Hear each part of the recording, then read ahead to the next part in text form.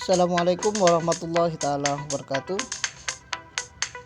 Bagaimana kabar kalian semuanya di rumah? Mudah-mudahan kabar baik, masih tetap semangat untuk belajar dari rumah.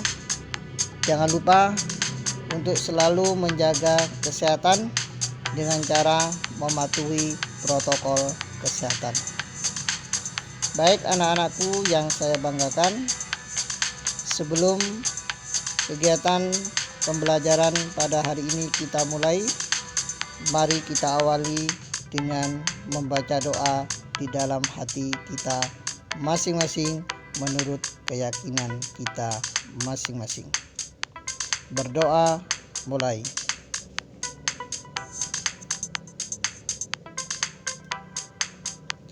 Berdoa selesai. Pada kesempatan kali ini kita akan melanjutkan pembelajaran kita, yaitu subtema 2, membangun masyarakat sejahtera, pembelajaran 2.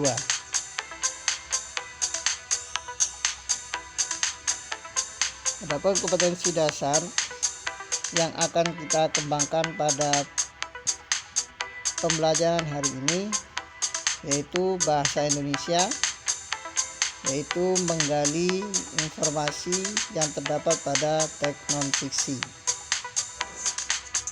Kemudian untuk muatan pembelajaran mata pelajaran SBDP yaitu memahami penampilan tari kreasi daerah. Kemudian untuk muatan pelajaran IPA yaitu menghubungkan ciri-ciri pubertas pada anak laki-laki dan perempuan dengan kesehatan reproduksi. Adapun ruang lingkup pembelajaran pada hari ini, yang pertama kita akan menulis informasi penting yang terdapat pada teks non-fiksi berdasarkan rumusan gagasan utama pada setiap paragraf. Kemudian yang kedua yaitu mengamati tari kreasi daerah atau tradisional berbentuk tari tunggal. Kemudian yang ketiga adalah menulis perbedaan masa kanak-kanak dan pubertas. Kemudian kompetensi yang akan dikembangkan pada pembelajaran 2 ini, yang pertama kompetensi sikap, yaitu sikap peduli. Kemudian kompetensi pengetahuan yang akan dikembangkan adalah yang pertama informasi penting yang terdapat pada teks non-fiksi. Kemudian yang ketiga contoh jenis tari kreasi. Terus yang ketiga adalah ciri-ciri masa kanak-kanak dan pubertas bagi anak laki-laki dan perempuan. Kemudian kompetensi keterampilan yang ingin dikembangkan adalah membaca pemahaman, mengamati, yang terakhir adalah menulis. Coba perhatikan gambar berikut ini. Dayu anak yang kreatif dan pandai menari. Dayu sering tampil menari di acara pentas seni, baik di sekolah maupun di lingkungan tempat tinggalnya. Kali ini Dayu akan mengikuti lomba tari dalam rangka memperingati HUT RI.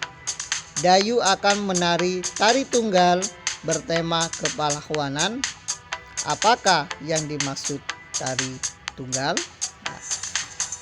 Untuk memahami hal tersebut tentang tari tunggal, tadi kita baca teks berikut ini.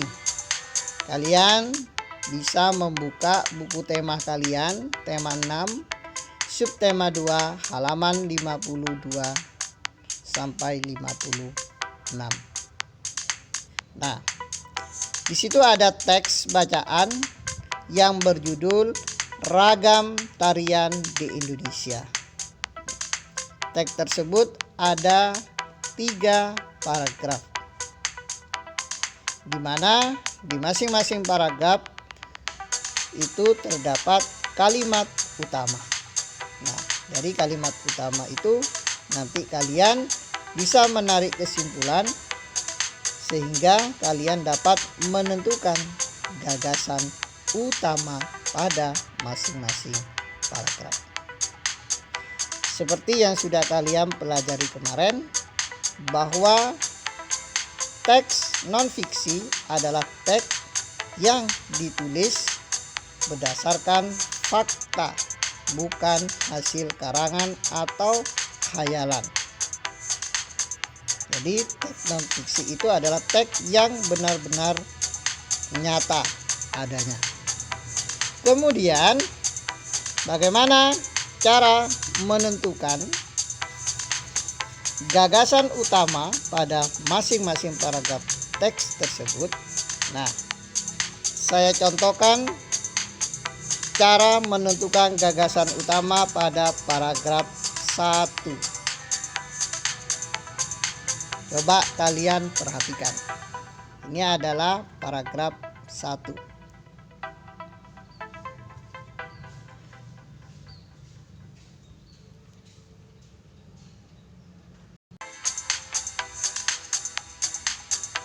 Coba kalian cermati. Saya baca. Indonesia kaya akan budaya, diantaranya karya tari. Setiap daerah memiliki karya tari kreasi yang berbeda-beda. Apakah yang dimaksud tari kreasi? Tari kreasi adalah tari yang gerakannya merupakan perkembangan dari gerak tari tradisional. Tari kreasi tidak memiliki aturan tertentu, baik gerak maupun aspek lainnya yang terdapat dalam tarian. Setelah kalian baca dengan cermat, maka untuk langkah selanjutnya adalah menentukan kalimat utama pada paragraf non-fiksi tersebut. Perlu kalian ingat kembali bahwa kalimat utama dalam suatu paragraf itu bisa terdapat di awal kalimat atau di akhir kalimat. Nah, untuk paragraf yang kalian baca pada paragraf 1 tersebut, kalimat utamanya terdapat pada kata tari. Kreasi adalah gerakan yang merupakan perkembangan dari gerak tari tradisional. Ini adalah kalimat utama dari paragraf 1. Kemudian setelah kita menentukan kalimat utama pada suatu paragraf non-fiksi, kemudian kita tarik kesimpulan. Apa kesimpulannya? Kesimpulannya adalah pengertian tari kreasi. Sehingga gagasan utama dari paragraf 1 adalah pengertian tari kreasi. Mudah bukan? Nah, itu adalah cara menentukan gagasan utama.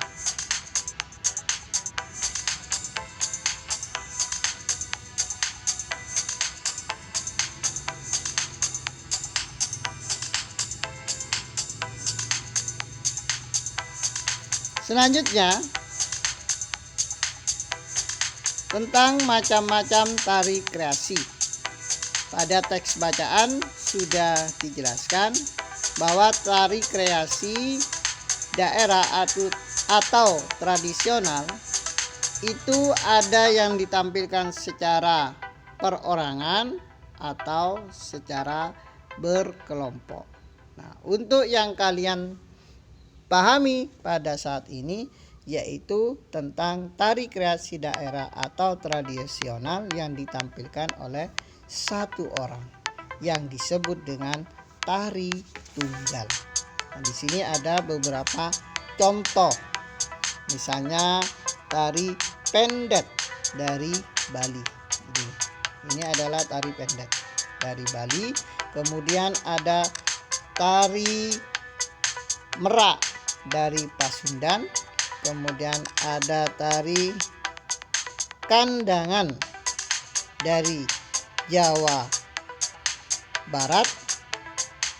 Kemudian ada tari topeng yaitu dari Yogyakarta. Nah, ini beberapa contoh dari tari kreasi daerah yang ditampilkan oleh hanya satu orang yang disebut dengan tari tunggal. Selanjutnya coba kalian perhatikan gambar tentang perkembangan atau pertumbuhan anak laki-laki mulai dari masa kanak-kanak sampai masa pubertas. Kalau kita amati secara cermat, kita dapat bisa menentukan bagaimana ciri-ciri masa kanak-kanak dan masa pubertas pada anak laki-laki. Ciri-ciri masa kanak-kanak bagi anak laki-laki, ciri-ciri yang pertama, belum tumbuh rambut di ketiak, suara belum membesar, belum tumbuh jangkung, yang keempat belum tumbuh kumis atau jenggot. Kemudian untuk ciri-ciri pubertas bagi anak laki-laki adalah kebalikan dari ciri masa kanak-kanak bagi anak laki-laki, yaitu yang pertama tumbuh rambut halus di ketiak, suara jadi membesar, tumbuh jangkung, tumbuh kumis, jambang, dan jenggot. Nah, nanti kalian bisa mengamati perubahan fisik kalian sendiri bagi yang laki-laki. Apakah pada penghasil pengamatan kalian itu sudah ada perubahan-perubahan seperti yang tadi sudah saya sebutkan tentang ciri-ciri masa pubertas. Jika ada salah satu ciri-ciri yang sudah tampak pada diri kalian, maka kalian sudah bisa dikatakan masuk pada masa pubertas. Nah, untuk mengetahui hal itu, kalian bisa minta bimbingan orang tua kalian. Selanjutnya yaitu tentang perbedaan antara masa kanak-kanak dan masa pubertas pada anak perempuan. Silakan kalian perhatikan gambar yang tampak. Kalau kalian perhatikan dengan cermat, maka ciri-ciri masa kanak-kanak bagi anak perempuan yang pertama, belum tumbuh rambut halus di ketiak. 2. Suara belum melengking. 3. Payudara belum membesar. 4. Panggul belum membesar. Sedangkan ciri-ciri masa pubertas bagi anak perempuan adalah kebalikan dari ciri-ciri masa kanak-kanak bagi anak perempuan. Yang pertama, tumbuh rambut halus di ketiak, suara jadi melengking, payudara membesar, panggul membesar. Nah, bagi kalian yang perempuan, kalian bisa mengamati perubahan fisik yang ada pada diri kalian. Jika ada salah satu ciri yang tampak seperti yang sudah disebutkan tadi, misalnya suaranya jadi melengking, maka kalian bisa dikatakan sudah masuk masa pubertas ataupun ada tanda-tanda perubahan fisik yang lainnya. Nah, untuk lebih memahaminya, kalian bisa juga minta bimbingan orang tua kalian. Ini adalah tentang ciri-ciri perbedaan antara masa kanak-kanak dan ciri-ciri masa pubertas baik bagi anak laki-laki maupun perempuan. Nah, ini yang perlu kalian pahami betul. Tips sukses pubertas. Di sini ada 6 tips. Nah, kalian bisa perhatikan. Tip yang pertama, selalu mendekatkan diri kepada Sang Pencipta, Allah Subhanahu wa Ta'ala, Tuhan yang Maha Esa. Jadi anak pubertas itu harus sudah banyak belajar tentang agama. Yang kedua, mencari informasi, bertanya dan berdiskusi tentang pubertas dan pendidikan seks kepada orang yang mengerti. Misalnya pada kedua orang tua kalian, pada kakak-kakak kalian, atau kalian bisa bertanya kepada petugas kesehatan seperti dokter, bidan, perawat, dan sebagainya. Yang ketiga, selalu berpikir positif dan melakukan perbuatan yang positif. Kemudian yang keempat, banyak membaca buku pengetahuan. Yang kelima, pilih teman atau pergaulan yang baik. Nah, ini yang paling penting juga.